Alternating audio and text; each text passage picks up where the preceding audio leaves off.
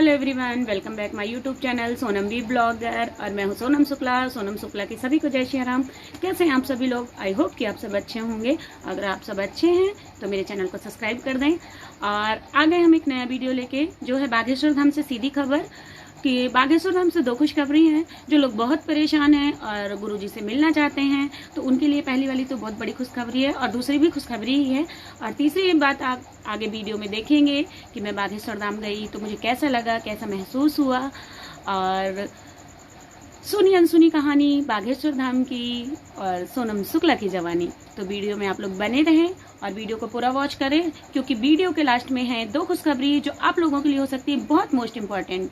तो please blog को बने रहें और चलते हैं हम लोग आगे ब्लॉग की तरफ, और उसे पूरा देखिए। Thank you so much. बोल बागेश्वर धाम बालाजी सरकार की जय। ये हैं वहाँ के महाराज जी धीरेन्द्र कुमार शास्त्री जी, और ये हैं वहाँ के बालाजी जो सबकी मनोकामना पूर्ण करते हैं। बागेश्वर धाम है मध्य प्रदेश के छतरपुर ज़िले में, गढ़ा गांव के अंदर है। तो हमें अपनी छोटी बहन की शादी तो करनी ही थी, लेकिन हमारी ज़िंदगी में इतना बड़ा हादसा हो गया, हमारे भाई के साथ इतनी बड़ी दुर्घटना हो गई, और फिर हमारा भाई हमें छोड़ के चला गया, जिससे पूरा परिवार टूट चुका था।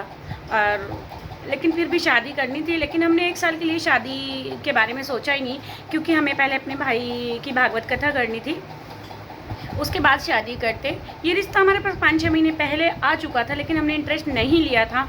भागवत होने के बाद पापा को शादी की चिंता हुई, और पापा इतना टूट चुके थे भाई के सदमे की वजह से, और कोविड का दूसरा शिकार वो हो चुके थे, तो वो बिल्कुल पैरों से चल नहीं पा रहे थे कि कहीं जाके रिश्ता ढूंढें अपनी बेटी के लिए। 1-2 रिश्ते हमने देखे जहाँ कहीं डिमांड अधिक थी, या फिर कहीं हमें घर अच्छा नहीं लगा, लड़का अच्छा नहीं लगा, तो हमने नहीं किया। लेकिन उसके बाद फिर क्या हुआ, भागवत कथा ख़त्म होती ही पापा के कुछ दोस्त बागेश्वर धाम जा रहे थे। उन्होंने कहा कि गौतम जी चलिए, हम आपको बागेश्वर धाम ले चलते हैं, हनुमान जी के दर्शन करके आइए, आपको बहुत अच्छा लगेगा। क्योंकि पापा की आंखों के आंसू कभी बंद होते ही नहीं थे, और पैरों से उनसे चला नहीं जा रहा था। इसके बाद पापा ने मम्मी को फ़ोन किया तो कि मैं हनुमान जी के दर्शन करने के लिए जा रहा हूँ, शाम तक आ जाऊँगा। सतना से 130 किलोमीटर है गढ़ा बागेश्वर धाम। तो मम्मी ने पापा ने सोचा कि जल्दी आ जाऊँगा, छोटा हुआ ऐसे कोई मंदिर होगा। लेकिन पापा जब गढ़ा में उतरे तो वहाँ में उन्होंने देखा कि वहाँ पे लाखों की तादाद में लोग हैं, इतनी भीड़ है, 10 किलोमीटर दूर से लाइन लगी हुई है, और बागेश्वर धाम में कोई रेलवे स्टेशन नहीं है। उसके बावजूद भी जो ट्रेन दिल्ली की तरफ से खजुराहो जाती है वो वहाँ रुकी, और रुकने के बाद सारी ट्रेन खाली हो गई, सारे पैसेंजर बागेश्वर धाम में रुक गए। ये सब देख के पापा बहुत अचंभित हुए, क्योंकि वहाँ के जो ट्रेन का ड्राइवर है उसकी मजबूरी है वहाँ पे ट्रेन रोकना, वरना पैसेंजर तो कूदने लग जाती है या फिर चैन पुलिंग कर देती है। तो इससे अच्छा भला इसी में है कि किसी को चोट ना लगे और वो 5 मिनट के लिए गाड़ी रोक दे तो सब उतर जाएं अच्छे से। तो ये हुआ। अब जब पापा वहाँ पहली बार गए तो उनकी आंखों के आंसू बंद नहीं हो रहे थे। जिसका एकलौता बेटा चला जाए तो उसकी आंखों से आंसू कैसे बंद हो सकते हैं, जिसकी जवान बहू घर पे हो, बेटी की शादी की जिम्मेदारी हो। तो बस वो आंखों में आंसू लेके सिर्फ बागेश्वर धाम के उन्होंने बालाजी महाराज के दर्शन किए, और दर्शन करके जब वो घर आए तो उनको उनकी आत्मा में शांति मिली, उनको अच्छा लगा, उनके आंखों के आंसू बंद हो गए, उनके फेस पे रौनक आई, और जो उनके पैरों से उन्हें चला नहीं जा रहा था वो चल पाने लग गए। जब ऐसा हुआ तो जब वो दूसरी बार बागेश्वर धाम गए दूसरे मंगलवार को, तो उन्होंने सिर्फ अपने दिल में ये रखा कि हे प्रभु, मेरी बेटी के लिए अच्छा रिश्ता मिल जाए। और वहाँ पे लोगों ने कहा कि अगर आपको रिश्ता चाहिए तो आप एक पीला नारियल लीजिए और बांध दीजिए। तो मेरे पापा ने पीला नारियल लिया और बांध दिया। तो हालांकि ये रिश्ता हमें 7 महीने पहले से ही था, तो जो इस रिश्ते के बीच में थे तो उन्होंने हमें बोला, तो पापा ने मुझे कॉल किया कि एक रिश्ता है, चित्रकूट से है, देख लो तुम आके, अगर अच्छा लगता है तो हम कर देते हैं। लेकिन वही वाली बात हो गई, मैंने कहा पापा आप चले जाओ रिश्ता देखने के लिए, क्योंकि इंसान को हम ऊपर से ही देखेंगे, अंदर से तो मैं भी नहीं देख पाऊँगी और मुझे अभी टाइम नहीं है। आप चले जाओ, अगर आपको रिश्ता अच्छा लगता है तो आप बिल्कुल हाँ कर देना। पापा और मेरी बहन गए वो रिश्ता देखने के लिए। तो रिश्ते में लड़का तो अच्छा लगा ही, लेकिन सबसे अच्छी उनकी फैमिली लगी मेरे पापा को। तो मेरे पापा ने हाँ कर दिया, और पापा के हाँ करने के बाद वो लोग आए, मतलब लड़के के पापा और लड़के के नाना जी मेरी बहन को देखने। तो मेरी बहन उन्हें पसंद आई, तो उन्होंने कोई डिमांड भी नहीं रखी कि हमें क्या चाहिए क्या नहीं चाहिए। उन्होंने कहा हमें लड़की बहुत पसंद है और परिवार बहुत अच्छा है, तो हमें वो चाहिए। इसके लिए आप सोच लीजिए कि 2 जून को मेरी बहन की सगाई फिक्स हो गई। सगाई फिक्स होने के बाद सिर्फ 3 दिन के अंदर सगाई फिक्स हुई। सगाई फिक्स होने के बाद उन्होंने कहा कि शादी नवंबर में करेंगे। हमने कहा ठीक है, लेकिन मेरे को लगा कि अगर रिश्ता अच्छा है तो ज़्यादा दिन उस रिश्ते को रोक के नहीं रखना चाहिए, क्योंकि आजकल दुनिया कैसी है सबको पता है। तो उसके बाद जब हमने देखा 2 जून को सगाई हुई मेरी बहन की, सगाई बहुत अच्छे से हो गई, सब बालाजी की कृपा रही। जब सगाई होने के बाद जब मैंने देखा कि 21 जून को शादी का रिश्ता अच्छा है, अच्छा मुहूर्त है, तो हमने हाँ कर दिया। अब सोचिए कि अभी जनवरी में भागवत कथा किया, भाई का इतना इलाज करवाया, तो सारा कुछ बजट हिला हुआ था, कुछ भी नहीं था घर में, लेकिन सिर्फ ये था कि शादी कर देते हैं तो ये जो हमेशा भाई के लिए रोती रहती है, अच्छा परिवार मिलेगा, इसे खुशियाँ मिलेंगी, तो थोड़े से भाई के सदमे की वजह से ये बाहर आएगी। तो हमने हाँ कर दिया शादी के लिए हाँ कर दिया। अब हाँ करने के बाद हम लोग घर आए, पापा ने तो ये कहे कि अपना मतलब साइड हो गए कि मेरे बस की कुछ नहीं है कर पाना, जो भी करना है शादी के लिए तुम्हें जिम्मेदारी उठानी है, तुम हमारा बेटा हो। अब मेरे मन में यही चलता रहा, कार्ड कैसे बटेंगे, घर में बजट नहीं है, शादी कैसे करूँगी, क्योंकि डिमांड ना होने के बाद भी हमें भी अपनी बहन के लिए कुछ देना होता है, लोगों का खाना सब कुछ करना होता है। बिल्कुल मन बहुत उदास रहा, अच्छा नहीं लगा कुछ भी। लेकिन उसी दौरान शनिवार पड़ा तो पापा मेरे मन की बात समझ गए, तो पापा ने कहा कि चल आज मैं तुझे बागेश्वर धाम लेके चलता हूँ। तो पापा ने गाड़ी की और हमारी पूरी फैमिली बागेश्वर धाम के लिए निकली। और जब हम पूरी फैमिली के साथ हम लोग बागेश्वर धाम गए और वहाँ जाके मुझे बहुत अच्छा फील हुआ। और पता है मैं चल नहीं पा रही थी, पैरों में मेरे स्वेलिंग रहती थी, पेट में दर्द होता था और बिल्कुल भी चल नहीं पा रही थी मैं। फिर भी जब मैं वहाँ से बागेश्वर धाम से वापस आई, मैंने बागेश्वर धाम के अपनी फैमिली के साथ दर्शन किए। वहाँ से वापस आने के बाद मेरे पेट का दर्द ख़त्म हो गया, मेरे पैरों की स्वेलिंग चली गई, टच वुड की मुझे बहुत अच्छा महसूस होने लग गया। और हम लोग धीरे धीरे शादी की सारी तैयारियाँ करने लग गए। और ये देखिए मैं अपनी पूरी फैमिली के साथ बागेश्वर धाम गई। इससे पहले वाले ब्लॉग में मैंने आप लोगों को बागेश्वर धाम के दर्शन करवाए थे। यहाँ जगह जगह नारियल बंधे हुए थे लोगों के मन्नत के, लेकिन मुझे वहाँ जाके सुकून मिला, मेरी बहन को अच्छा रिश्ता मिला और मेरे पापा की तबीयत ठीक रहने लग गई। तो मुझे तो आस्था है, ये किसी को अंधविश्वास लगता है तो मैं उसका नहीं कह सकती हूँ, लेकिन यहाँ कुछ ना कुछ है।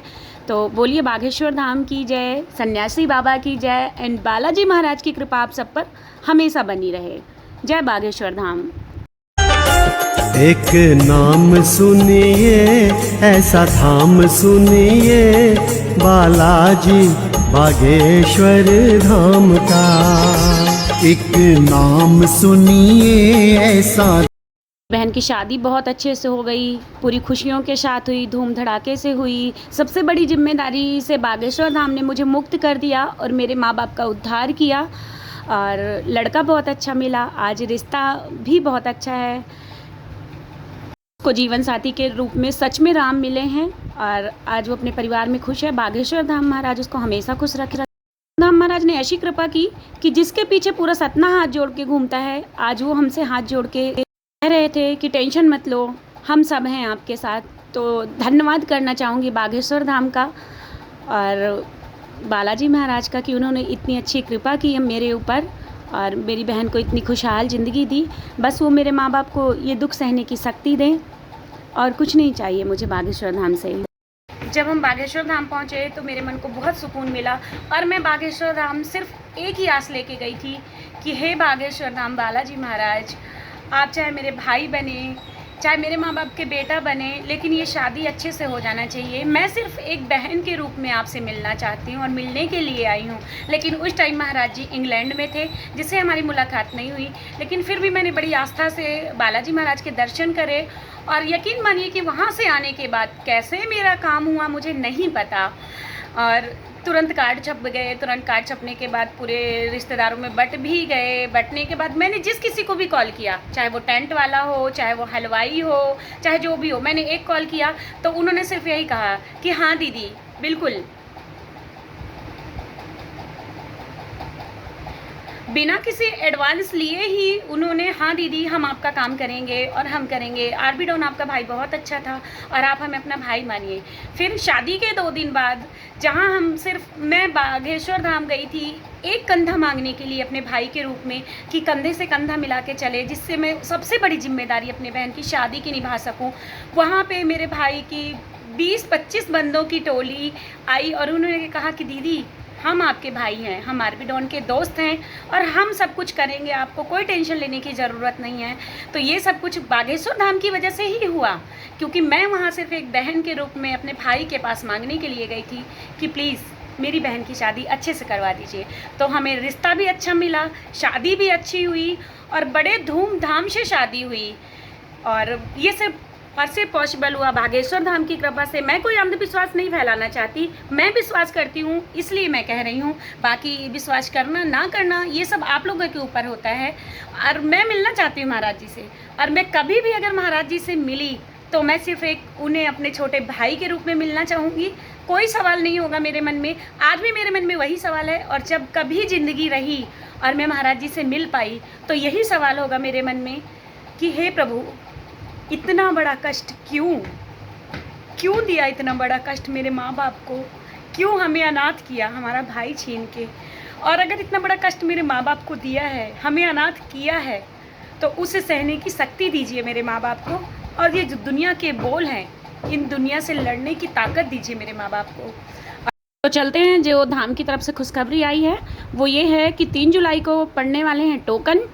तो आप सब लोग अर्जी लगाने के लिए 3 जुलाई को बागेश्वर धाम जा सकते हैं और वहाँ पे अर्जी लगाइए। अर्जी कैसे लगानी है, आपको घर से पेपर पेन लेके जाना है, जिसमें अपना नाम लिखना है, अपना पता लिखना है और अपना मोबाइल नंबर लिखना है, जो मोबाइल नंबर एक्टिवेट हो आपका उसमें। खुशखबरी है कि महाराज जी का जन्मदिन है 4 तारीख को, तो वहाँ पे धाम में महाराज जी बिना अर्जी के सबसे मिलेंगे।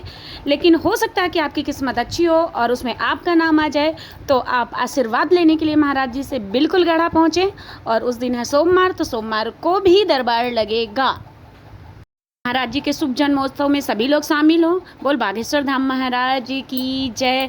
एंड जन्मदिन की हार्दिक महाराज जी को बधाइयाँ।